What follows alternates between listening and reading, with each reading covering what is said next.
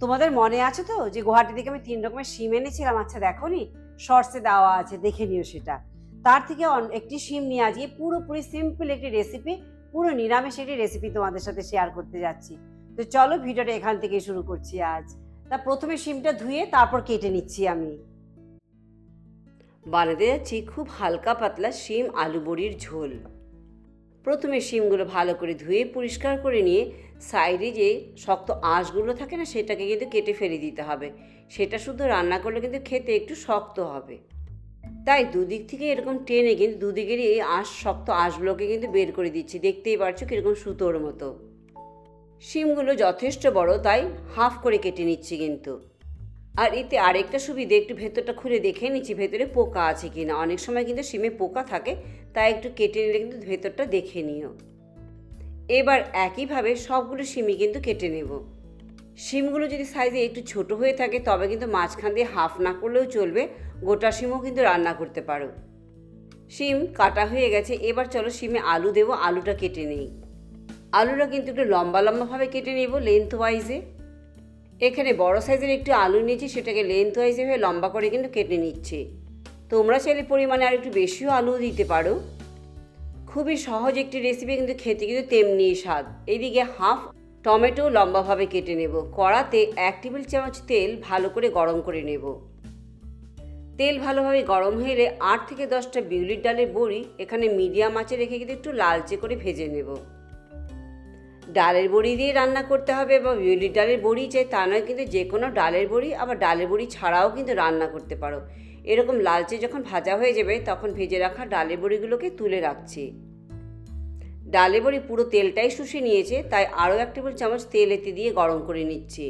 ফোড়নে দিচ্ছি হাফ চা চামচ কালো জিরে আর 2টো চিড়ে রাখা কাঁচা লঙ্কা। 20-30 সেকেন্ড একটু ফোড়ন ভেজে নিয়ে এবার কেটে রাখা আলুর টুকরোগুলো দিয়ে দিচ্ছি। দিচ্ছি স্বাদ অনুযায়ী লবণ আর দিচ্ছি হাফ চা চামচ হলুদ গুঁড়ো। গ্যাসের আঁচ মিডিয়াম রেখে সামান্য একটু ভেজে এবার ঢাকা দিয়ে কিন্তু 3 থেকে 4 মিনিট রান্না করে নেব।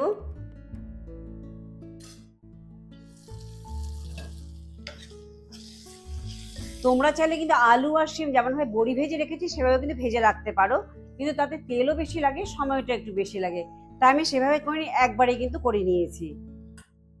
আলু কিন্তু সুন্দর ভাজা ভাজা হয়ে গেছে, গায়ে খুব সুন্দর কোটিং এসে গেছে। এবার ধুয়ে কেটে রাখা শিমের টুকরোগুলো দিয়ে দিচ্ছি। একটু নেড়ে চেড়ে নিচ্ছি। তোমরা আমার ভিডিওটি ফেসবুক পেজ থেকে দেখে থাকলে পেজটি লাইক করে চ্যানেলটি সাবস্ক্রাইব করে দেওয়ার কিন্তু অনুরোধ রইল। এবার হাফ টমেটো যে আমি লম্বা করে কেটে রেখেছিলাম দিয়ে দিচ্ছি। কেটে রাখা টমেটো, 1 টেবিল চামচ কাঁচা লঙ্কা আর আদা বাটা, আর দিচ্ছি 1 চা চামচ জিরে গুঁড়ো। সব কিছু দিয়ে গ্যাসের আঁচ মিডিয়াম রেখে কিন্তু ভালো করে নেড়ে চেড়ে নিচ্ছি একটু। এবার গ্যাসের আঁচ লো করে দিয়ে ঢাকা দিয়ে 4 থেকে 5 মিনিটও রান্না করে নেব। এতে সব সবজিও যেমন নরম হয়ে যাবে, টমেটো কিন্তু নরম হয়ে আসবে, টমেটোর পাল্প বেরিয়ে আসবে এতে। দেখতেই পাচ্ছ টমেটো কিন্তু নরম হয়ে গেছে। যেহেতু এখানে অনেক যে মশলা দিয়েছি তা নয়, তাই টমেটোর পাল্প বেরিয়ে কিন্তু ঝোলটা একটু ভারী হবে দেখবে। এই শিম আলু বড়ির ঝোল কিন্তু একটু পাতলা খেতেই ভালো লাগে। এবার এতে দিয়ে দিব আমি জল।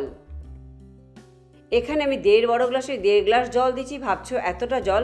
প্রথমত সবজি সেদ্ধ হতে হবে, এরপর কিন্তু ডালের বড়ি আলুও কিন্তু অনেকটা ঝোল টেনে নেবে, আর এটা পাতলা ঝোলই খেতে কিন্তু ভালো লাগে। এবার গ্যাসের আঁচ মিডিয়াম টু হাই রেখে ততক্ষণ পর্যন্ত রান্না করবো যতক্ষণ না পর্যন্ত সবজি ভালোভাবে সেদ্ধ হয়ে যায়। এখানে আলু ভালোভাবে সেদ্ধ হয়ে গেছে, শিম তো সেদ্ধ হয়েই গেছে। এবার ভেজে রাখা ডালের বড়িগুলো দিয়ে দিচ্ছি এতে, আর দিচ্ছি হাফ চা চামচ চিনি। চিনি টোটালি অপশনাল, তবে নিরামিষ সবজি কিন্তু একটু মিষ্টি মিষ্টি খেতেই ভালো লাগে। আবার চাইলে পরিমাণে একটু কমও দিতে পারো। তা দেখলে তো কত ইজি এই রেসিপিটি। শীতের দিনে কিন্তু আমাদের বাড়িতে এটা কমন রান্না ছিল, মা রান্না করতেন, তবে বাজার থেকে কিনে আনা শিম দিয়ে নয়, ফ্রেশ বাগানের শিম, বাগানের কাঁচা লঙ্কা, টমেটো, আলু দিয়ে দুর্দান্ত হতো খেতে। 4 থেকে 5 মিনিট ডালের বড়ি দিয়ে একটু ফুটিয়ে নেব ভালো করে। দেখতেই পাচ্ছ এরকম পাতলা ঝোলই কিন্তু রাখবো, কারণ এই ডালের বড়ি আর আলু আরও একটু ঝোল কিন্তু টেনে নেবে। এবার ধনেপাতা কুচি দিয়ে ভালো করে মিশিয়ে কিন্তু গ্যাসের আঁচ কিন্তু বন্ধ করে দেব। খুবই সিম্পল, ইজি আর একটু সম্পূর্ণ নিরামিষ রান্না, শিম আলু বড়ির ঝোল। তা আজ ভিডিওটি আমি এখানেই শেষ করছি। লাইক, শেয়ার, সাবস্ক্রাইব করতে কিন্তু একদম ভুলো না। পরে আবার অন্য কোনো ভিডিও নিয়ে তোমাদের কাছে চলে আসবো। সবাই ভালো থেকো, চলো বাই বাই।